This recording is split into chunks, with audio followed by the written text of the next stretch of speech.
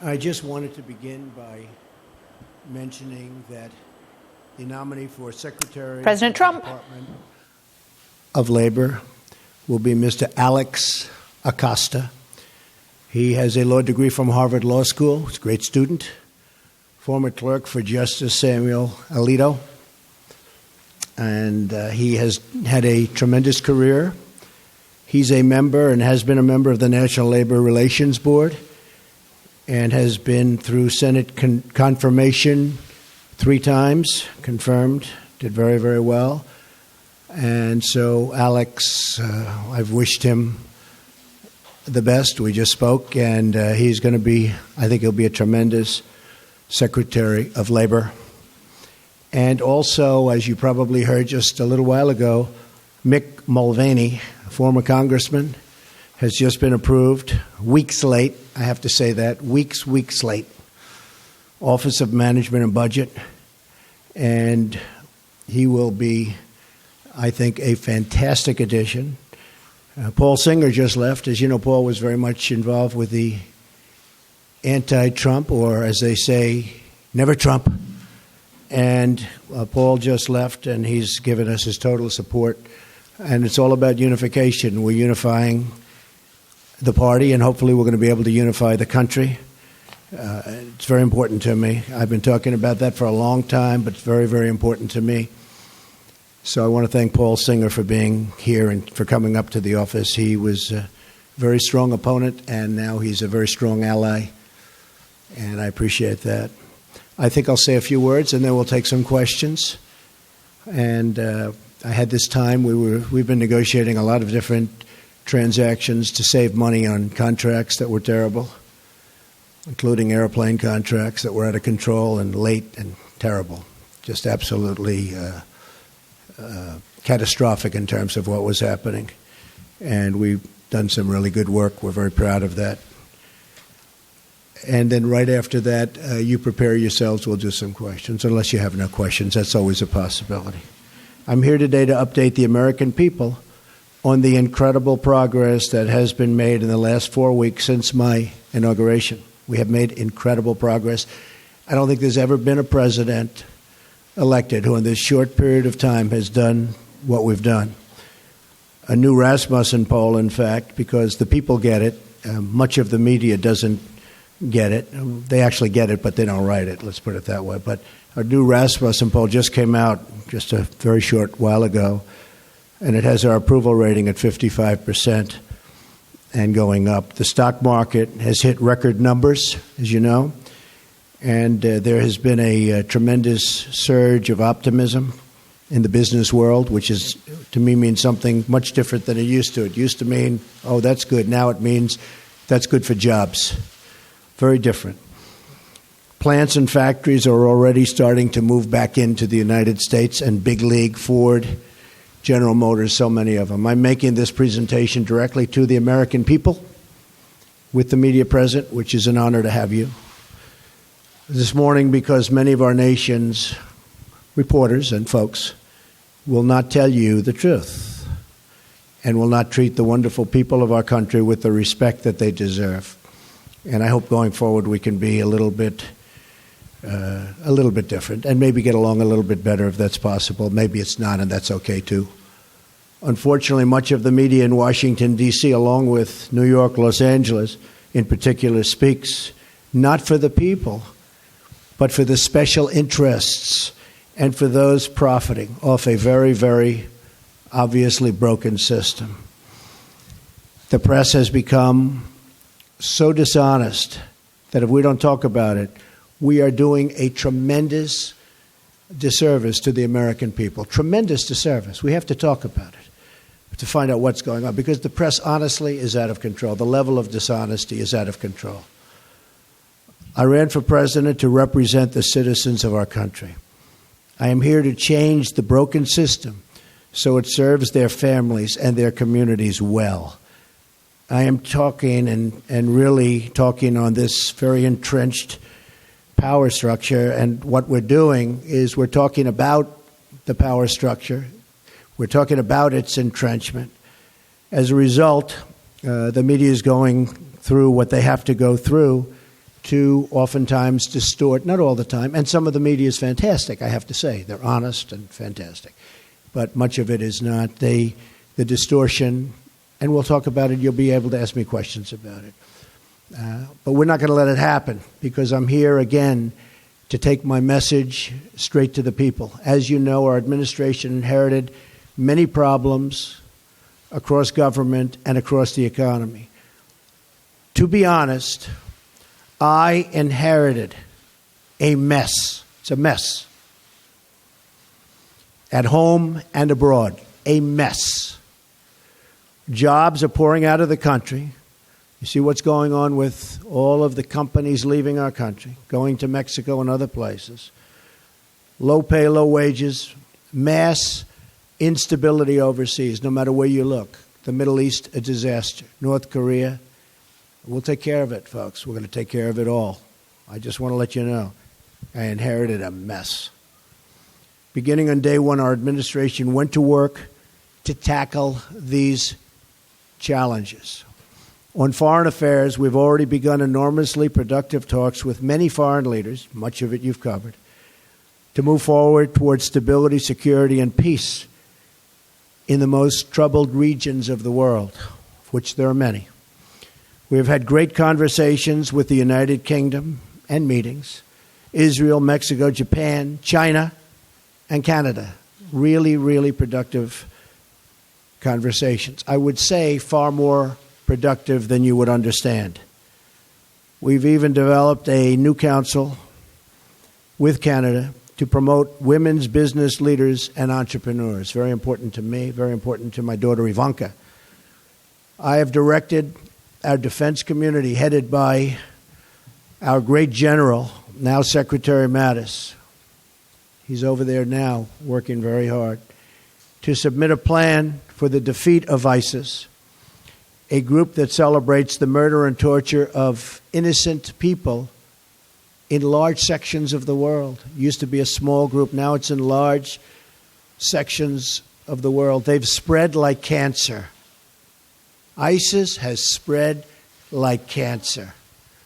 Another mess I inherited. And we have imposed new sanctions on the nation of Iran, who's totally taken advantage of our previous administration. And they're the world's top sponsor of terrorism. And we're not going to stop until that problem is properly solved. And it's not properly solved now. It's one of the worst agreements I've ever seen drawn by anybody. I've ordered plans to begin for the massive rebuilding of the United States military. I've had great support from the Senate. I've had great support from Congress generally. We've pursued this rebuilding in the hopes that we will never have to use this military. And I will tell you, that is I would be so happy if we never had to use it. But our country will never have had a military like the military we're about to build and rebuild. We have the greatest people on earth in our military, but they don't have the right equipment, and their equipment is old. I used it. I talked about it at every stop. Depleted. It's depleted. It won't be depleted for long. And I think one of the reasons I'm standing here instead of other people is that, frankly, I talked about we have to have a strong military. We have to have strong law enforcement also. So we do not go abroad in the search of war. We really are searching for peace, but it's peace through strength. At home, we have begun the monumental task of returning the government back to the people on a scale not seen in many, many years. In each of these actions, I'm keeping my promises to the American people. These are campaign promises. Some people are so surprised that we're having strong borders. Well, that's what I've been talking about for a year and a half, strong borders. They're so surprised. Oh, he's having strong borders. Well, that's what I've been talking about to the press and to everybody else. One promise after another, after years of politicians lying to you to get elected. They lied to the American people in order to get elected. Some of the things I'm doing probably aren't popular, but they're necessary for security and for other reasons. And then coming to Washington and pursuing their own interests, which is more important to many politicians. I'm here following through on what I pledged to do. That's all I'm doing. I put it out before the American people, got 306 electoral college votes. I wasn't supposed to get 222. They said there's no way to get 222. 230 is impossible. 270, which you need, that was laughable. We got 306 because people came out and voted like they've never seen before. So that's the way it goes. I guess it was the biggest electoral college win since Ronald Reagan. In other words, the media is trying to attack our administration because they know we are following through on pledges that we made, and they're not happy about it for whatever reason. But a lot of people are happy about it. In fact, I'll be in Melbourne, Florida at 5 o'clock on Saturday, and I just heard that the crowds are massive that want to be there. I turn on the TV, open the newspapers, and I see stories of chaos. Chaos. Yet it is the exact opposite. This administration is running like a fine-tuned machine, despite the fact that I can't get my cabinet approved. And they're outstanding people, like Senator Dan Coates, who's there, one of the most respected men in the Senate. He can't get approved. How do you not approve him? He's been a colleague, highly respected, brilliant guy, great guy. Everybody knows it. We're waiting for approval. So we have a wonderful group of people that's working very hard, that's being very much misrepresented about, and we can't let that happen. So if the Democrats all you have to do is look at where they are right now. The only thing they can do is delay, because they've screwed things up royally, believe me.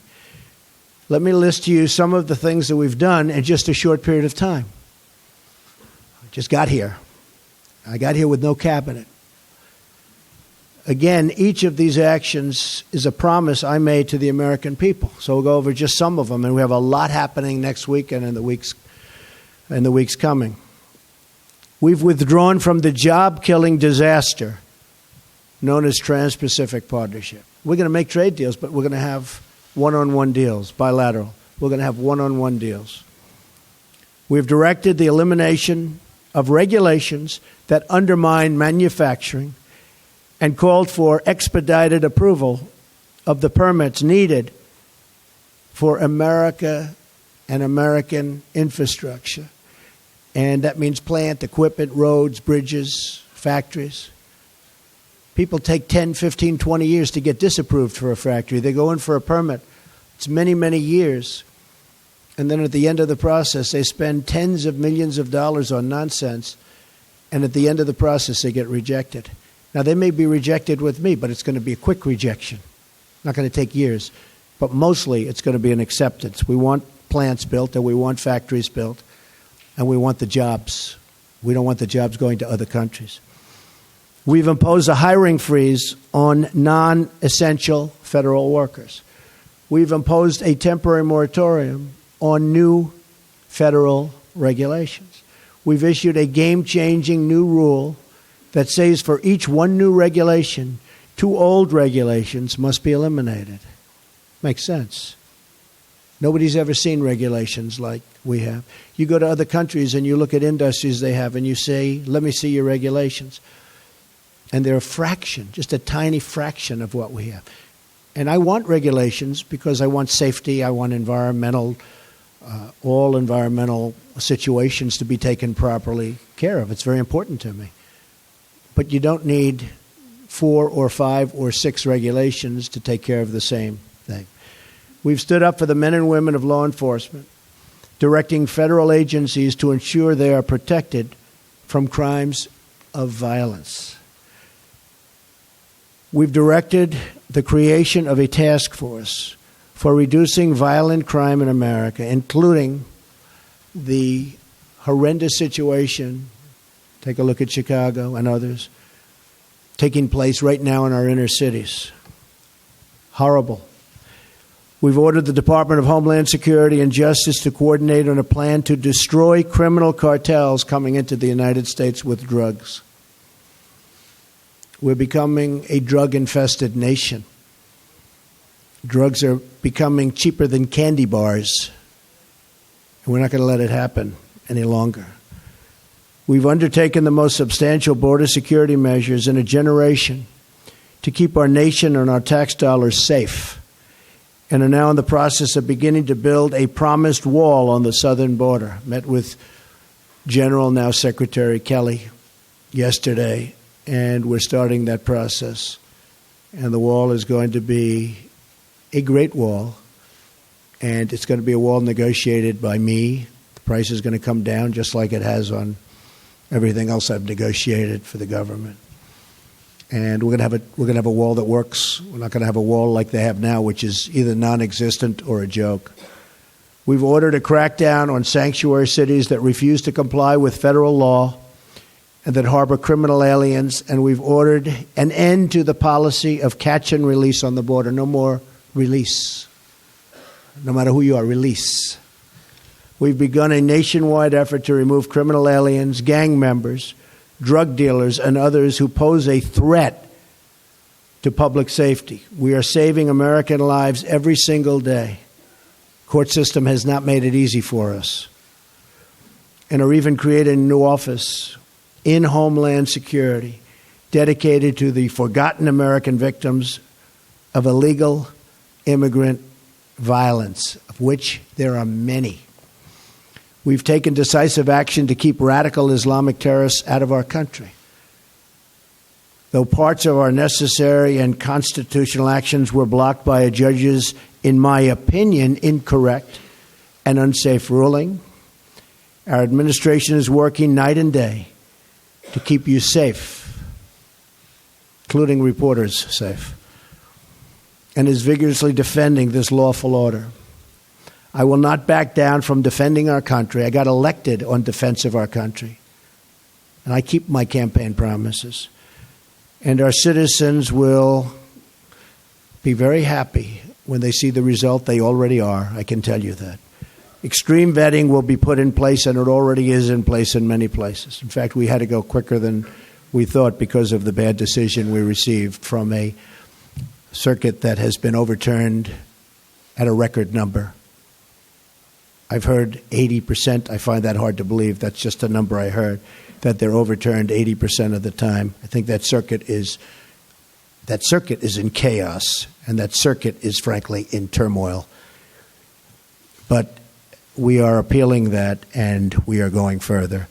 We're issuing a new executive action next week that will comprehensively protect our country. So we'll be going along the one path and hopefully winning that. At the same time, we will be issuing a new and very comprehensive order to protect our people. And that'll be done sometime next week, toward the beginning or middle at the latest part. We've also taken steps to begin construction of the Keystone Pipeline and Dakota Access Pipelines, thousands and thousands of jobs, and put new Buy American measures in place to require American steel for American pipelines. In other words, they build a pipeline in this country, and we use the powers of government to make that pipeline happen. We want them to use American steel. And they're willing to do that. But nobody ever asked before I came along. Even this order was drawn, and they didn't say that. And I'm reading the order. I'm saying, why aren't we using American steel? And they said, that's a good idea. We put it in. To drain the swamp of corruption in Washington, D.C., I've started by imposing a 5-year lobbying ban on White House officials and a lifetime ban on lobbying for a foreign government. We've begun preparing to repeal and replace Obamacare. Obamacare is a disaster, folks. It's a disaster. You know, you can say, oh, Obamacare. I mean, they fill up our rallies with people that you wonder how they get there, but they're not the Republican people that our representatives are representing. So we've begun preparing to repeal and replace Obamacare, and our deep in the midst of negotiations on a very historic tax reform to bring our jobs back. We're going to bring our jobs back to this country, big league. It's already happening, but big league. I've also worked to install a cabinet over the delays and obstruction of Senate Democrats. You've seen what they've done over the last long number of years. That will be one of the great cabinets ever assembled in American history. You look at Rex Tillerson, is out there negotiating right now. General Mattis, I mentioned before, General Kelly. We have great people. Mick is with us now. We have great people. Among their responsibilities will be ending the bleeding of jobs from our country and negotiating fair trade deals for our citizens. Now look, fair trade, not free, fair. If a country is taking advantage of us, we're not going to let that happen anymore. Now, every country takes advantage of us, almost. I may be able to find a couple that don't. But for the most part, that would be a very tough job for me to do. Jobs have already started to surge. Since my election, Ford announced it will abandon its plans to build a new factory in Mexico and will instead invest $700 million in Michigan, creating many, many jobs. Fiat Chrysler announced it will invest $1 billion in Ohio and Michigan, creating 2,000 new American jobs. They were with me a week ago. You know, you were here. General Motors likewise committed to invest billions of dollars in its American manufacturing operation, keeping many jobs here that were going to leave. And if I didn't get elected, believe me, they would have left. And these jobs and these things that I'm announcing would never have come here. Intel just announced that it will move ahead with a new plant in Arizona that probably was never going to move ahead with. And that will result in at least 10,000 American jobs. Walmart announced it will create 10,000 jobs in the United States just this year because of our various plans and initiatives. And there'll be many, many more, many more. These are a few that we're naming. Other countries have been taking advantage of us for decades, decades and decades and decades, folks. And we're not going to let that happen anymore. Not going to let it happen. And one more thing. I have kept my promise to the American people by nominating a justice of the United States Supreme Court, Judge Neil Gorsuch, who is from my list of 20 and who will be a true defender of our laws and our Constitution. Highly respected. Should get the votes from the Democrats. You may not see that, but he'll get there one way or the other. But he should get there the old-fashioned way, and he should get those votes. This last month has represented an unprecedented degree of action on behalf of the great citizens of our country. Again, I say it, there has never been a presidency that's done so much in such a short period of time. And we haven't even started the big work yet. That starts early next week. Some very big things are going to be announced next week. So we're just getting started. We will be giving a speech, as I said, in Melbourne, Florida at 5 p.m. I hope to see you there. And with that, I just say, God bless America, and let's take some questions. Mara, go ahead. You were cut off pretty violently at our last news conference.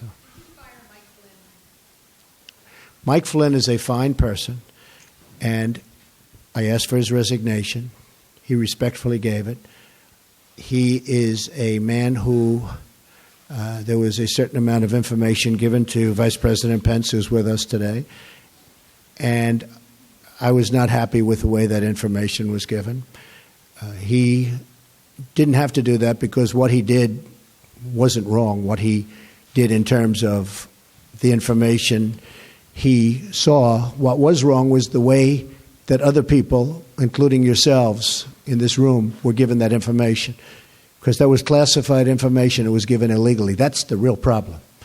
And, you can talk all you want about Russia, which was all a, fake news fabricated deal to try and make up for the loss of the Democrats, and the press plays right into it. In fact, I saw a couple of the people that were supposedly involved with all of this. They know nothing about it. They weren't in Russia. They never made a phone call to Russia. They never received a phone call. It's all fake news. It's all fake news. The nice thing is I see it starting to turn, where people are now looking at the illegal, all right, I think it's very important, the illegal giving out classified information. It was, and let me just tell you, it was given out like so much. I'll give you an example. I called, as you know, Mexico. It was a very, very confidential, classified call, but I called Mexico. And in calling Mexico, I figured, oh, well, that's nice. I spoke to the president of Mexico, had a good call. All of a sudden, it's out for the world to see. It's supposed to be secret. It's supposed to be either confidential or classified in that case. Same thing with Australia. All of a sudden, people are finding out exactly what took place. The same thing happened with respect to General Flynn. Everybody saw this. And I'm saying, the first thing I thought of when I heard about it is, how does the press get this information that's classified? How do they do it? You know why? Because it's an illegal process, and the press should be ashamed of themselves. But more importantly, the people that gave out the information to the press should be ashamed of themselves. Really ashamed. Yes, go ahead. Because when I looked at the information, I said, I don't think he did anything wrong. If anything, he did something right. He was coming into office. He looked at the information. He said, that's fine. That's what they're supposed to do. They're supposed to be, and he didn't just call Russia. He called and spoke to both ways. I think there were 30-some-odd countries. He's doing the job. You know, he was just doing his job. The thing is, he didn't tell our vice president properly, and then he said he didn't remember. So either way, it wasn't very satisfactory to me. And I have somebody that I think will be outstanding for the position. And that also helps, I think, in the making of my decision. But he didn't tell the Vice President of the United States the facts, and then he didn't remember. And that just wasn't acceptable to me. Yes. Since you brought up Russia, I'm looking for some clarification here. During your campaign, did anyone from your team communicate with members of the Russian government or Russian intelligence? And if so, what was the nature of those conversations? Well, the failing New York Times wrote a big, long front-page story yesterday. And it was very much discredited, as you know. It's a joke. And the people mentioned the story. I noticed they were on television today saying they never even spoke to Russia. They weren't even a part, really. I mean, they were such a minor part. I hadn't spoken to them. I think the one person, I don't think I've ever spoken to him. I don't think I've ever met him. And he actually said he was a very low-level member of, I think, a committee for a short period of time. I don't think I ever met him. Now, it's possible that I walked into a room and he was sitting there, but I don't think I ever met him. I didn't talk to him ever, and he thought it was a joke. The other person said he never spoke to Russia, never received a call, look at his phone records, et cetera, et cetera. And the other person, people knew that he represented various countries, but I don't think he represented Russia, but knew that he represented various countries. That's what he does. I mean, people know that. That's Mr. Manafort, who's, by the way, a respected man. He's a respected man. But I think he represented the Ukraine government or somebody. But people knew that. Everybody knew that. So these people, and he said that he has absolutely nothing to do and never has with Russia. And he said that very forcefully. I saw his statement. He said it very forcefully. Most of the papers don't print it because that's not good for their stories. So the three people that they talked about all totally deny it. And I can tell you, speaking for myself, I own nothing in Russia. I have no loans in Russia. I don't have any deals in Russia. President Putin called me up very nicely to congratulate me on the win of the election. He then called me up extremely nicely to congratulate me on the inauguration, which was terrific. But so did many other leaders, almost all other leaders from almost all other countries. So that's the extent. Russia is fake news. This is fake news put out by the media. The real news is the fact that people probably from the Obama administration, because they're there, because we have our new people going in place right now. As you know, Mike Pompeo is now taking control of the CIA. James Comey at FBI. Dan Coates is waiting to be approved. I mean, he is a senator and a highly respected one, and he's still waiting to be approved. But our new people are going in. And just while you're at it, because you mentioned this, Wall Street Journal did a story today that was almost as disgraceful as the failing New York Times' story yesterday. And it talked about, you saw it front page. So, Director of National Intelligence just put out, acting, a statement. Any suggestion that the United States intelligence community, this was just given to us, is withholding information and not providing the best possible intelligence to the president and his national security team is not true. So they took this front page story out of the Wall Street Journal, top, and they just wrote the story that it's not true. And I'll tell you something, I'll be honest, because I sort of enjoy this back and forth, and I guess I have all my life, but I've never seen more dishonest media than, frankly, the political media. I thought the financial media was much better, much more honest. But I will say that I never get phone calls from the media. How do they write a story like that in the Wall Street Journal without asking me? Or how do they write a story in the New York Times, put it on front page? That was like the story they wrote about the women and me. Front page, big, massive story. And it was nasty. And then they called, they said, we never said that. We like Mr. Trump. They called up my office. We like Mr. Trump. We never said that. And it was they totally misrepresented those very wonderful women, I have to tell you. Totally misrepresented. I said, give us a retraction. They never gave us a retraction. And frankly, I then went on to other things. Okay. Go ahead.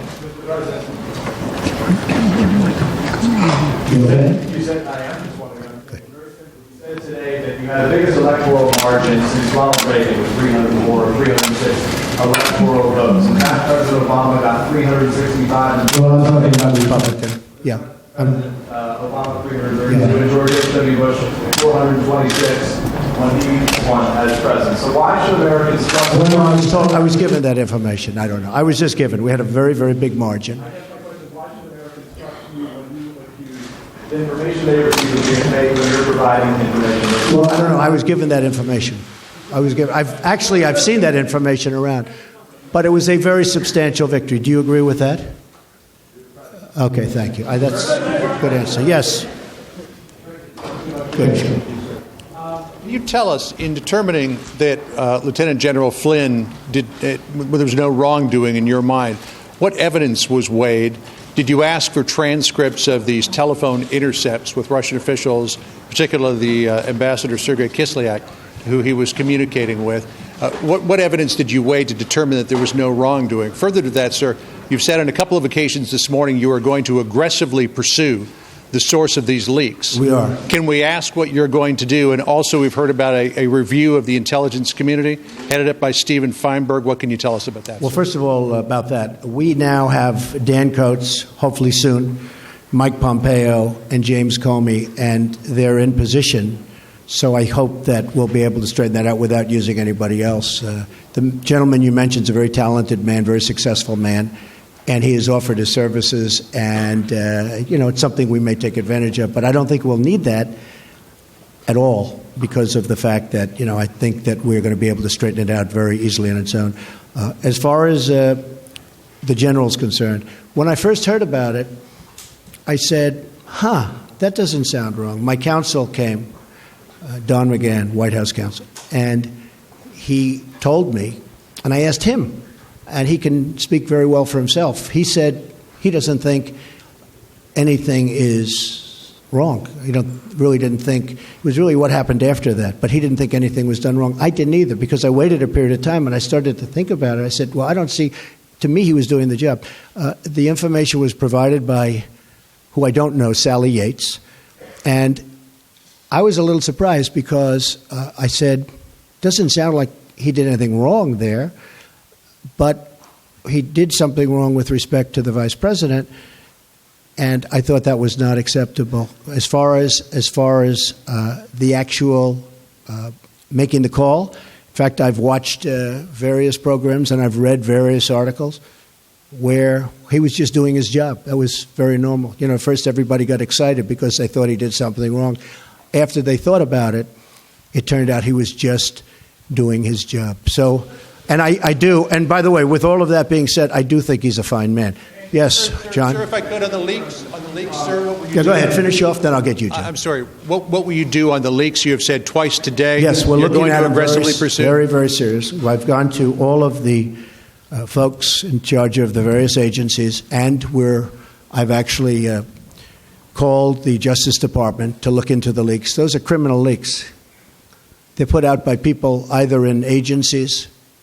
I think you'll see it stopping because now we have our people in. Again, we don't have our people in because we can't get them approved by the Senate. We just had Jeff Sessions approved in Justice as an example. So we are looking into that very seriously. It's a criminal act. You know what I say? When I was called out on Mexico, I was shocked because all this equipment, all this incredible phone equipment. When I was called out on Mexico, I was really, really surprised. But I said, it doesn't make sense. That won't happen. But that wasn't that important to call. It was fine. I could show it to the world, and he could show it to the world. The president, who's a very fine man, by the way. Same thing with Australia. I said, that's terrible that it was leaked, but it wasn't that important. But then I said to myself, what happens when I'm dealing with the problem of North Korea? What happens when I'm dealing with the problems in the Middle East? Are you folks going to be reporting all of that very, very confidential information, very important, very, at the highest level? Are you going to be reporting about that too? So I don't want classified information getting out to the public. And in a way, that was almost a test. So I'm dealing with Mexico. I'm dealing with Argentina. We were dealing on this case with Mike Flynn. All this information gets put into the Washington Post and gets put into the New York Times. And I'm saying, what's going to happen when I'm dealing on the Middle East? What's going to happen when I'm dealing with really, really important subjects like North Korea? We got to stop it. That's why it's a criminal penalty. Yes, John? Thank you, Mr. President. I just want to get you to clarify, because it's a very important point. Can you say definitively that nobody on your campaign had any contacts with the Russians during the campaign? And on the leaks, is it fake news or are these real leaks? Well, the leaks are real. You're the one that wrote about them and reported them. I mean, the leaks are real. You know what they said. You saw it. And the leaks are absolutely real. The news is fake because so much of the news is fake. So one thing that I felt it was very important to do, and I hope we can correct it, because there's nobody I have more respect for, well, maybe a little bit, but than reporters, than good reporters. It's very important to me, and especially in this position. It's very important. I don't mind bad stories. I can handle a bad story better than anybody, as long as it's true. And, over a course of time, I'll make mistakes and you'll write badly, and I'm okay with that. But I'm not okay when it is fake. I mean, I watch CNN. It's so much anger and hatred and just the hatred. I don't watch it anymore because it's very good. He's saying no. It's okay, Jim. It's okay, Jim. You'll have your chance. But I watch others, too. You're not the only one, so don't feel badly. But I think it should be straight. I think it would be frankly more interesting. I know how good everybody's ratings are right now, but I think that'd actually be better. People, I mean, you have a lower approval rate than Congress. I think that's right. I don't know, Peter, is that one right? Because, I think they have lower than Congress. But honestly, the public would appreciate it. I'd appreciate it. Again, I don't mind bad stories when it's true. But we have an administration where the Democrats are making it very difficult. I think we're setting a record or close to a record in the time of approval of a cabinet. I mean, the numbers are crazy. When I'm looking, some of them had approved immediately. I'm going forever. And I still have a lot of people that we're waiting for. And that's all they're doing is delaying. And you look at Schumer and the mess that he's got over there, and they have nothing going. The only thing they can do is delay. And, I think they'd be better served by approving and making sure that they're happy and everybody's good.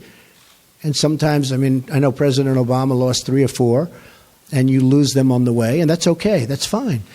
But I think they would be much better served, John, if they just went through the process quickly.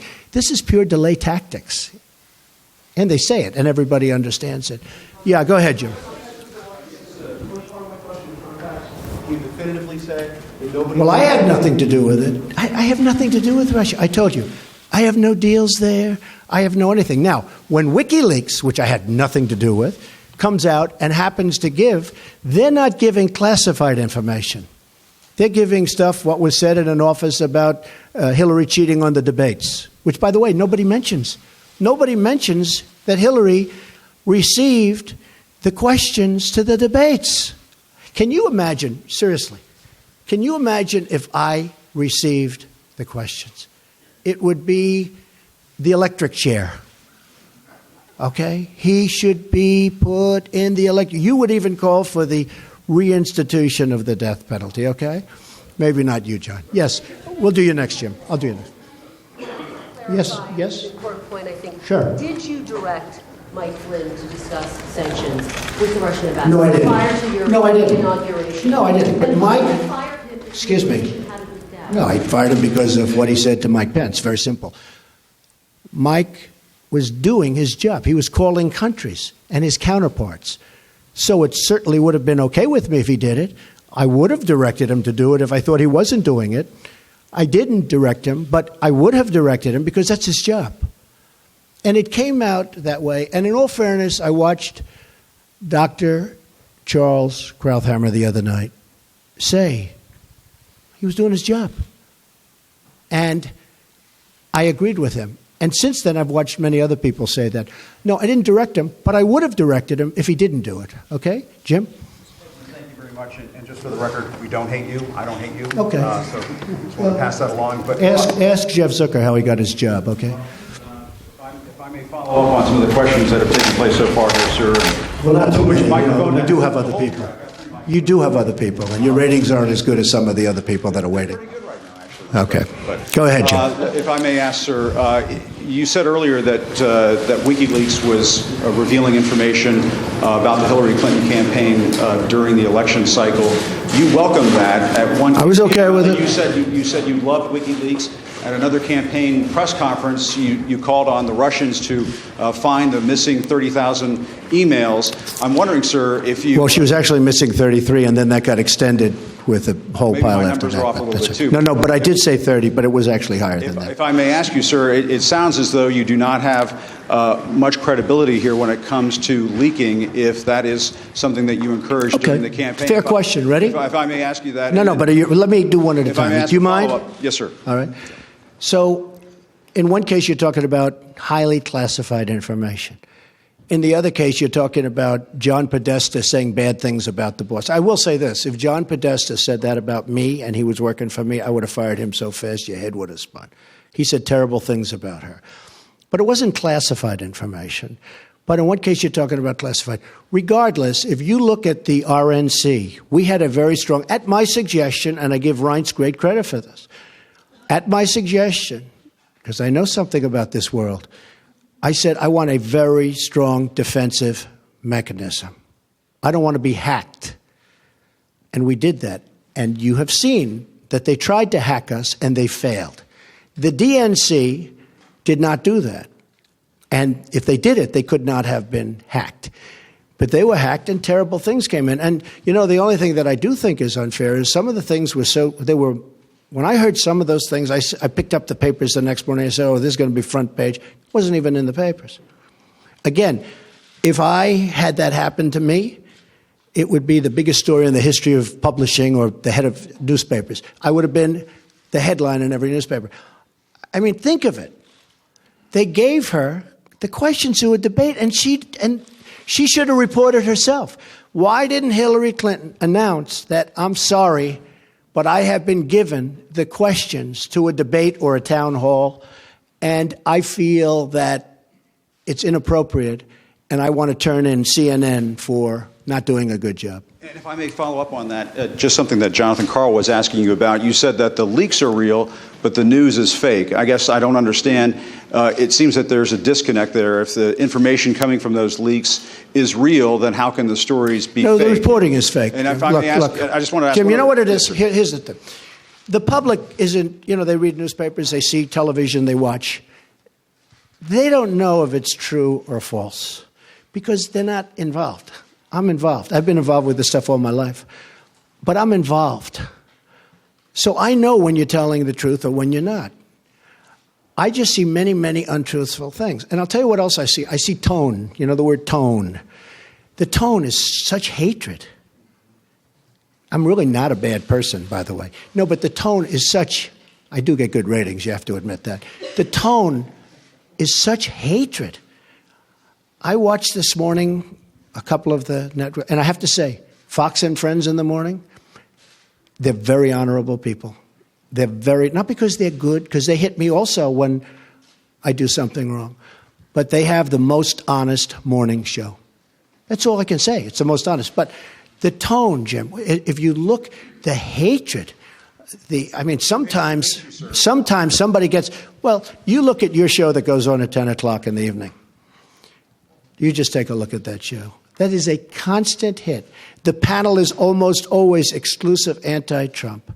The good news is he doesn't have good ratings. But the panel is almost exclusive anti-Trump. And the hatred and venom coming from his mouth, the hatred coming from other people on your network. Now, I will say this. I watch it. I see it. I'm amazed by it.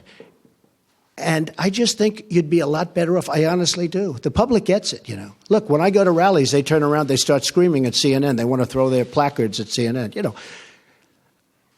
I think you would do much better by being different. But you just take a look. Take a look at some of your shows in the morning and the evening. If a guest comes out and says something positive about me, it's brutal. Now, they'll take this news conference. I'm actually having a very good time, okay? But they'll take this news conference. Don't forget, that's the way I won. Remember, I used to give you a news conference every time I made a speech, which was like every day. Okay? No, that's how I won. I won with news conference and probably speeches. I certainly didn't win by people listening to you people, that's for sure. But I'm having a good time. Tomorrow they will say, Donald Trump rants and raves at the press. I'm not ranting and raving. I'm just telling you, you're dishonest people. But I'm not ranting and raving. I love this. I'm having a good time doing it. But tomorrow the headlines are going to be Donald Trump rants and raves. I'm not ranting and raving. Go ahead. I may just one more follow-up. Should I let him have a little bit more? What do you think, Peter? Peter, should I let him have a little bit more? Sit down. Sit down. Just because of the attack of fake news and attacking our network, I just want to ask you, sir. I'm changing it from fake news, though. Doesn't that undermine? Very fake news. I know, but aren't you? Go ahead. Real news, Mr. President. Real news. And you're not related to our new... I am not related, sir, no. I do like the sound of Secretary Acosta, I must say. I looked at that name. I said, wait a minute. Is there any relation there? Alex Acosta. I'm sure you checked that out, sir. No, I checked it. They said, no, sir. I said, do me a favor. Go back and check the family tree. Okay. But aren't you concerned, sir, that you are undermining the people's faith in the First Amendment, freedom of the press in this country, when you call stories you don't like fake news? Why not just say it's a story I don't like? I do that. When you call it fake news, you're undermining confidence in our news that. media. Here's the thing. Isn't that important? I understand and you're right about that, except this. See, I know when I should get good and when I should get bad. And sometimes I'll say, wow, that's going to be a great story. And I'll get killed. I know what's good and bad. I'd be a pretty good reporter, not as good as you. But I know what's good. I know what's bad. And when they change it and make it really bad, something that should be positive, sometimes something that should be very positive, they'll make okay. They'll even make it negative. So I understand it. So because I'm there, I know what was said, I know who's saying it, I'm there. So it's very important to me. Look, I want to see an honest press. When I started off today by saying that it's so important to the public to get an honest press. The public doesn't believe you people anymore. Now, maybe I had something to do with that. I don't know. But they don't believe you. If you were straight and really told it like it is, as Howard Cosell used to say, right? Of course, he had some questions also. But if you were straight, I would be your biggest booster. I would be your biggest fan in the world, including bad stories about me. But if you go, as an example, your CNN, I mean, it's story after story after story is bad. I won. And the other thing, chaos. There's zero chaos. We are running, this is a fine-tuned machine. And Reince happens to be doing a good job, but half of his job is putting out lies by the press. I said to him yesterday, this whole Russia scam that you guys are building so that you don't talk about the real subject, which is illegal leaks. But I watched him yesterday working so hard to try and get that story proper. And I'm saying, here's my chief of staff, a really good guy, did a phenomenal job at RNC. I mean, he won the election, right? Won the presidency. We got some senators. We got some all over the country. You take a look. He's done a great job. And I said to myself, and I said to somebody that was in there, I said, you take a look at Reince. He's working so hard just putting out fires that are fake fires. I mean, they're fake. They're not true. And isn't that a shame? Because he'd rather be working on health care. He'd rather be working on tax reform, Jim. I mean that. I would be your biggest fan in the world if you treated me right. Now, I sort of understand there's a certain bias, maybe by Jeff or somebody, for whatever reason. And I understand that. But you've got to be at least a little bit fair. And that's why the public sees it. They see it. They see it's not fair. You take a look at some of your shows, and you see the bias and the hatred. And the public is smart. They understand it.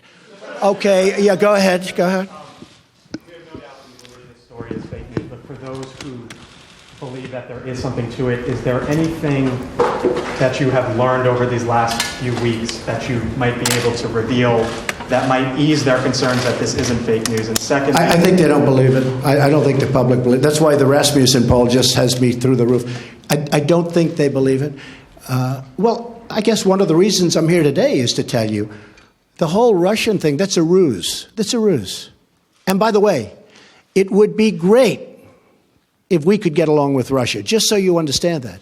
Now, tomorrow you'll say, Donald Trump wants to get along with Russia. This is terrible. It's not terrible. It's good. We had Hillary Clinton try and do a reset. We had Hillary Clinton give Russia 20% of the uranium in our country. You know what uranium is, right? It's a thing called nuclear weapons and other things. Like lots of things are done with uranium, including some bad things. Nobody talks about that. I didn't do anything for Russia. I've done nothing for Russia. Hillary Clinton gave them 20% of our uranium. Hillary Clinton did a reset. Remember with the stupid plastic button that made us all look like a bunch of jerks? Here, take a look. He looked at her like, what the hell is she doing with that cheap plastic button? Hillary Clinton, that was a reset. Remember it said reset? Now, if I do that, I'm a bad guy. If we could get along with Russia, that's a positive thing. We have a very talented man, Rex Tillerson, who's going to be meeting with them shortly. And I told him, I said, I know politically it's probably not good for me. Hey, the greatest thing I could do is shoot that ship that's 30 miles offshore right out of the water.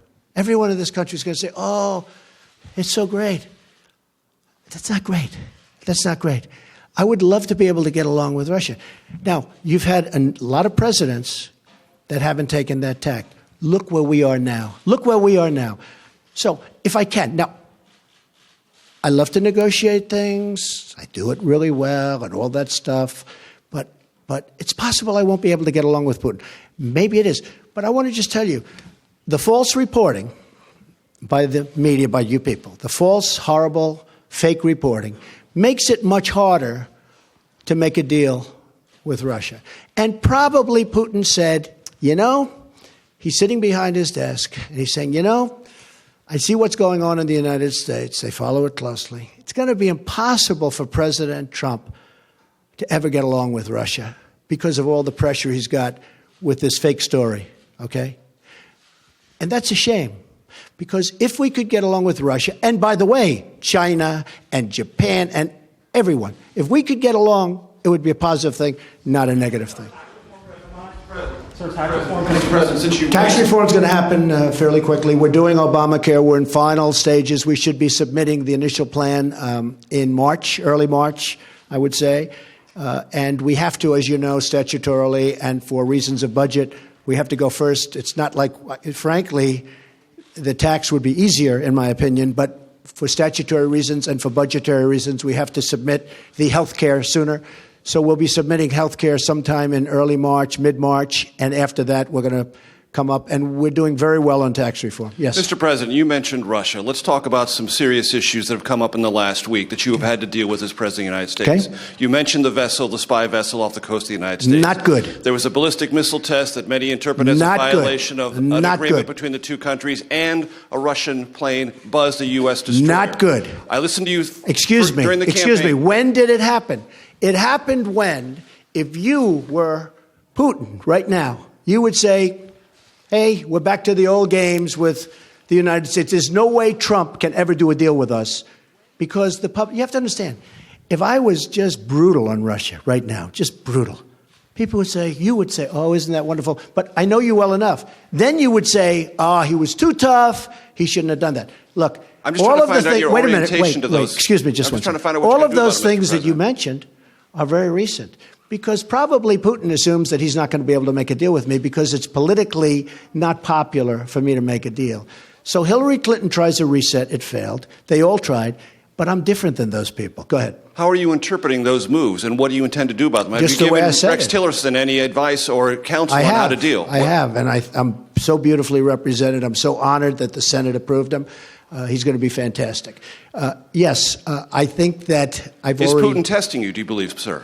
No, I don't think so. I think Putin probably assumes that he can't make a deal with me anymore because politically it would be unpopular for a politician to make a deal. I can't believe I'm saying I'm a politician, but I guess that's what I am now. Because, look, it would be much easier for me to be tough on Russia, but then we're not going to make a deal. Now, I don't know that we're going to make a deal. I don't know. We might not. But it would be much easier for me to be so tough. The tougher I am on Russia, the better. But you know what? I want to do the right thing for the American people. And to be honest, secondarily, I want to do the right thing for the world. If Russia and the United States actually got together and got along, and don't forget, we're a very powerful nuclear country, and so are they. There's no upside. We're a very powerful nuclear country, and so are they. I've been briefed, and I can tell you one thing about a briefing that we're allowed to say because anybody that ever read the most basic book can say it. Nuclear holocaust would be like no other. They're a very powerful nuclear country, and so are we. If we have a good relationship with Russia, believe me, that's a good thing, not a bad thing. So when you say they're not good, do you mean that Who they did are I say is not good? No, when I read off the three things that have recently happened, No, each it's one of them not you said good, they're but not they good. happen. But do they damage the relationship? They Do all undermine happened recently. No, I'm this just going to country's see what ability happens. to work with Russia? They all happened recently, and I understand what they're doing because they're doing the same thing. Now, again, maybe I'm not going to be able to do a deal with Russia, but at least I will have tried. And if I don't, does anybody really think that Hillary Clinton would be tougher on Russia than Donald Trump? Does anybody in this room really believe that? Okay? But I tell you one thing. She tried to make a deal. She had the reset. She gave all that valuable uranium away. She did other things. You know, they say I'm close to Russia. Hillary Clinton gave away 20% of the uranium in the United States. She's close to Russia. Can we? You know what I gave to Russia? You know what I gave? Nothing. Can we conclude there'll be no response to these particular provocations? Yeah, I'm not going to tell you anything about what response I do. I don't talk about military response. I don't say I'm going into Mosul in 4 months. We are going to attack Mosul in 4 months. Then 3 months later, we are going to attack Mosul in 1 month. Next week, we are going to attack Mosul. In the meantime, Mosul is very, very difficult. You know why? Because I don't talk about military, and I don't talk about certain other things. You're going to be surprised to hear that. And by the way, my whole campaign, I'd say that. Right. So I don't have to tell you. There I will don't be a want to be one of response. these guys that say, yes, here's what we're going to do. I don't have to do that. There will I don't be a have to res- tell in you other what words, I'm there going to will be a do in North response, Korea. Mr. Wait a President. minute. I don't have to tell you what I'm going to do in North Korea. And I don't have to tell you what I'm going to do with Iran. You know why? Because they shouldn't know. And eventually you guys are going to get tired of asking that question. So when you ask me, what am I going to do with the ship, the Russian ship as an example, I'm not going to tell you. But hopefully I won't have to do anything. But I'm not going to tell you. Okay. Thanks. Can I just ask you, thank you very much, Mr. President. Where are you from? BBC. Okay. Here's another beauty. It's a good line. Impartial, free and fair. Yeah, sure. Mr. President. Just like CNN, right? On the travel ban, we could banter back and forth. On the travel ban, would you accept that that was a good example of the smooth running of government? Yeah, I do. Let me tell you about the travel. Were there any mistakes in that? Wait. I know who you are. Just wait. Let me tell you about the travel ban. We had a very smooth rollout of the travel ban, but we had a bad court. We got a bad decision. We had a court that's been overturned, again, maybe wrong, but I think it's 80% of the time. A lot. We had a bad decision. We're going to keep going with that decision. We're going to put in a new executive order next week sometime. But we had a bad decision. That's the only thing that was wrong with the travel ban. You had Delta with a massive problem with their computer system at the airports. You had some people that were put out there, brought by very nice buses, and they were put out at various locations. Despite that, the only problem that we had is we had a bad court. We had a court that gave us what I consider to be, with great respect, a very bad decision. Very bad for the safety and security of our country. The rollout was perfect. Now, what I wanted to do was do the exact same executive order, but said one thing, and I said this to my people: give them a 1-month period of time. But General Kelly, now Secretary Kelly, said, if you do that, all these people will come in the month, the bad ones. You do agree there are bad people out there, right? They're not everybody that's like you. You have some bad people out there. So Kelly said, you can't do that. And he was right. As soon as he said it, I said, wow, never thought of it. I said, how about 1 week? He said, no good. You got to do it immediately, because if you do it immediately, they don't have time to come in. Now, nobody ever reports that. But that's why we did it quickly. Now, if I would have done it a month, everything would have been perfect. The problem is we would have wasted a lot of time and maybe a lot of lives, because a lot of bad people would have come into our country. Now, in the meantime, we're vetting very, very strongly. Very, very strongly. But we need help, and we need help by getting that executive order passed. Just a brief follow-up, but if it's so urgent, why not introduce... Yes, go ahead. Thank you. I just was hoping that we could get a yes or no answer on one of these questions involving Russia. Can you say whether you are aware that anyone who advised your campaign had contacts with Russia during the course of the election? Well, I told you, General Flynn obviously was dealing, so that's one person, but he was dealing as he should have been. During the election? No, nobody that I know of. So you're not aware of any contacts during the course of the election? How many times do I have to answer this question? Can you just say Russia yes or no is on a it? ruse. Yeah, I know you have to get up and ask a question, so important. Russia is a ruse. I have nothing to do with Russia. Haven't made a phone call to Russia in years. Don't speak to people from Russia. Not that I wouldn't. I just have nobody to speak to. I spoke to Putin twice. He called me on the election. I told you this. And he called me on the inauguration a few days ago. We had a very good talk, especially the second one. Lasted for a pretty long period of time. I'm sure you probably get it because it was classified, so I'm sure everybody in this room perhaps has it. But we had a very, very good talk. I have nothing to do with Russia. To the best of my knowledge, no person that I deal with does. Now, Manafort has totally denied it. He denied it. Now, people knew that he was a consultant over in that part of the world for a while, but not for Russia. I think he represented Ukraine or people having to do with Ukraine or people that, whoever. But people knew that. Everybody knew that. But in his capacity as your campaign manager, was he in touch with Russian officials during the election? You know what? He said no. I can only tell you what he... Now, he was replaced long before the election. You know that, right? He was replaced long before the election. When all of this stuff started coming out, it came out during the election. But Paul Manafort, who's a good man also, by the way, Paul Manafort was replaced long before the election took place. He was only there for a short period of time. How much longer should we stay here, folks? Huh? 5 more minutes. Is that okay? 5? Wait, let's see. I want to find a friendly reporter. Used to say it was John. Are you a friendly reporter? Watch how friendly he is. Wait. Watch how friendly he is. Go ahead.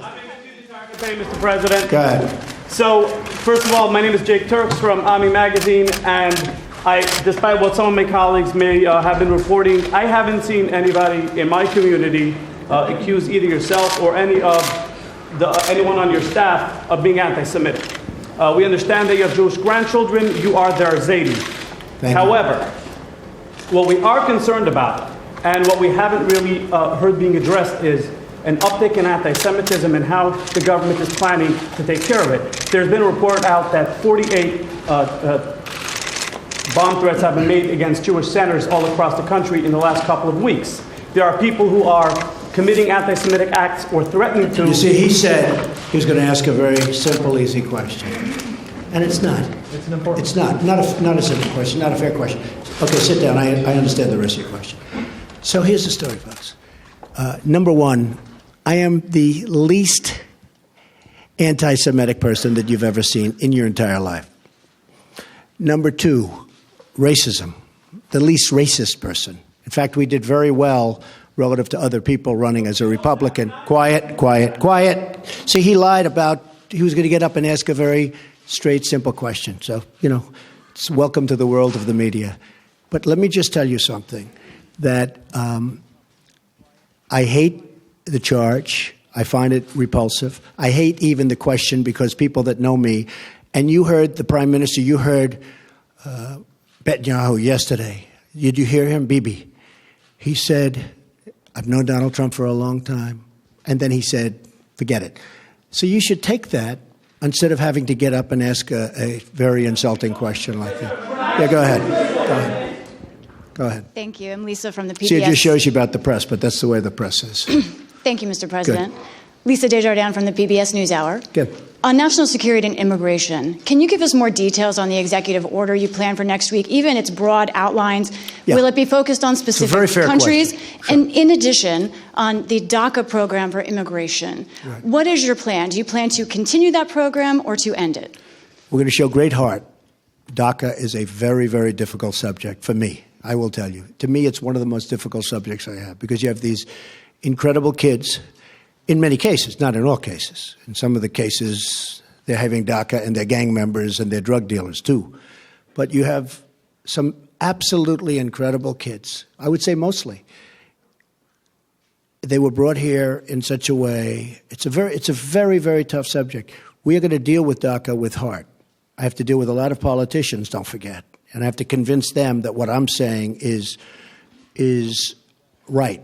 And I appreciate your understanding on that. But the DACA situation is a very difficult thing for me because, I love these kids. I love kids. I have kids and grandkids. And I find it very, very hard doing what the law says exactly to do. And, the law is rough. I'm not talking about new laws. I'm talking the existing law is very rough. It's very, very rough. As far as the new order is going to be very much tailored to what I consider to be a very bad decision, but we can tailor the order to that decision and get just about everything, in some ways more, but we're tailoring it now to the decision. We have some of the best lawyers in the country working on it, and the new executive order is being tailored to the decision we got down from the court. Okay?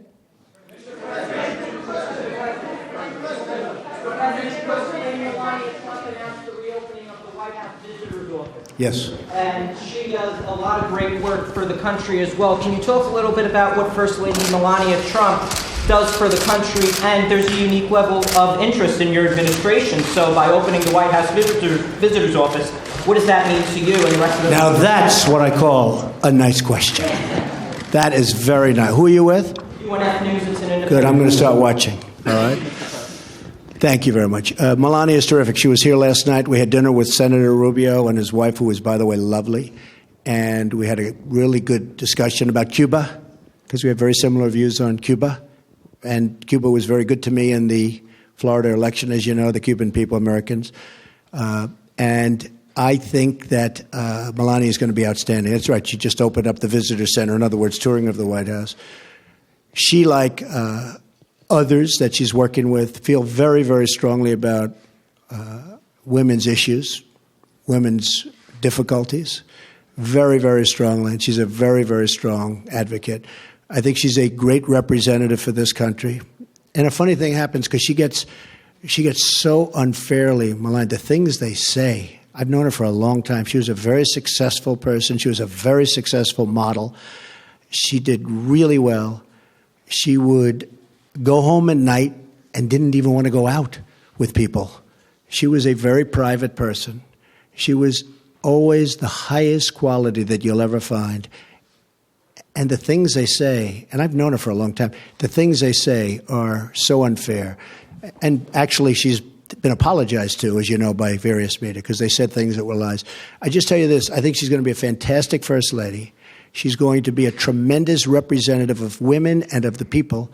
And helping her and working her will be Ivanka, who is a fabulous person and a fabulous, fabulous woman. And they're not doing this for money. They're not doing this for pay. They're doing this because they feel it, both of them.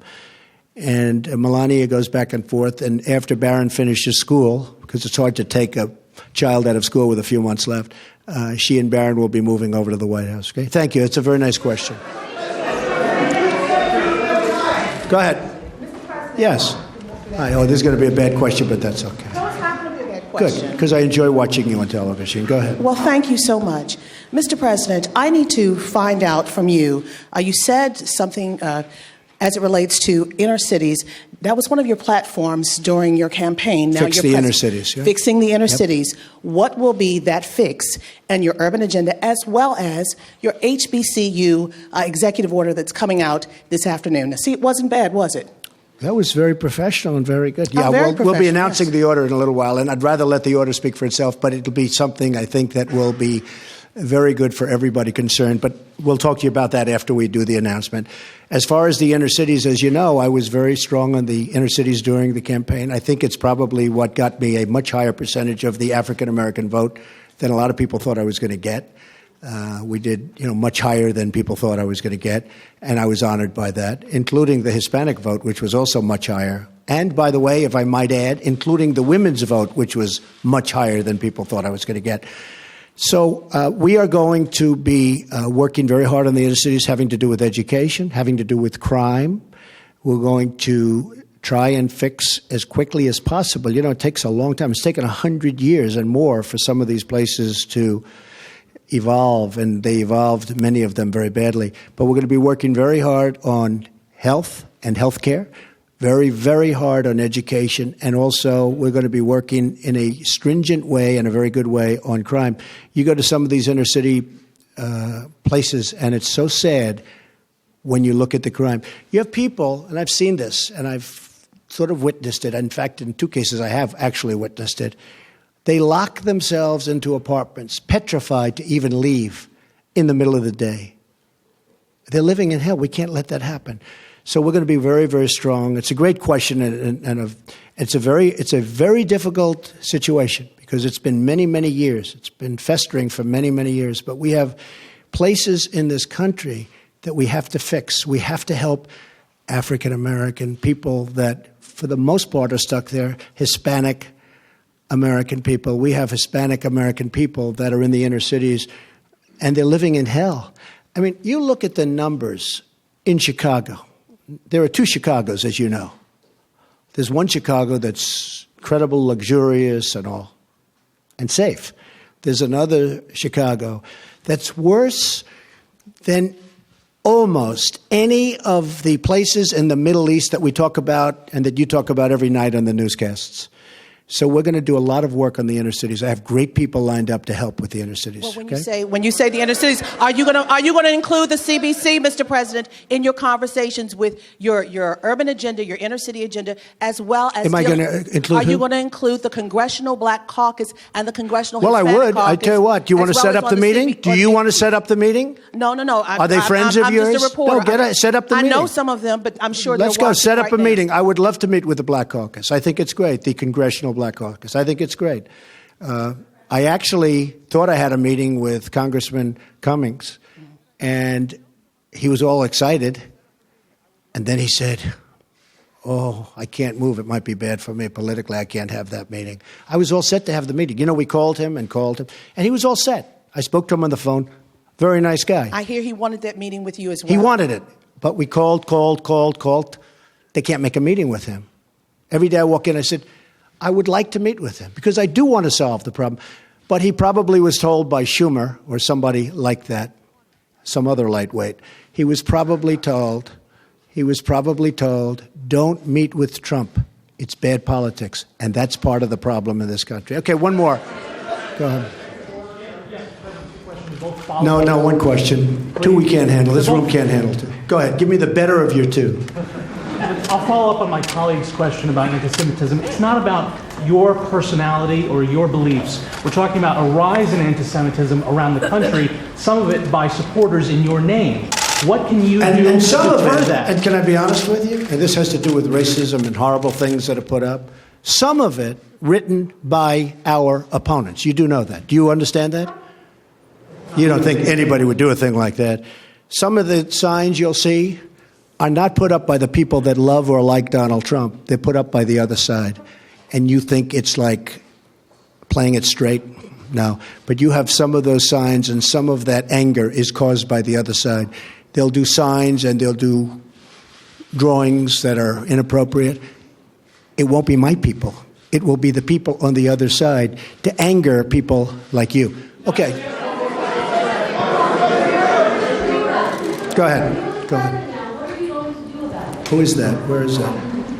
Oh, stand up. You can. What are you going to do about the tensions that have been... Oh, I'm working on it. No, I'm working on it very hard. No. Look, hey, just so you understand, we had a totally divided country for 8 years, and long before that, in all fairness to President Obama, long before President Obama, we have had a very divided. I didn't come along and divide this country. This country was seriously divided before I got here. We're going to work on it very hard. One of the questions that was asked, I thought was a very good question, was about the inner cities. I mean, that's part of it. But we're going to work on education. We're going to work on we're going to try and stop the crime. We have great law enforcement officials. We're going to try and stop crime. We're not going to try and stop. We're going to stop crime. But it's very important to me. But this isn't Donald Trump that divided a nation. We went 8 years with President Obama, and we went many years before President Obama. We lived in a divided nation.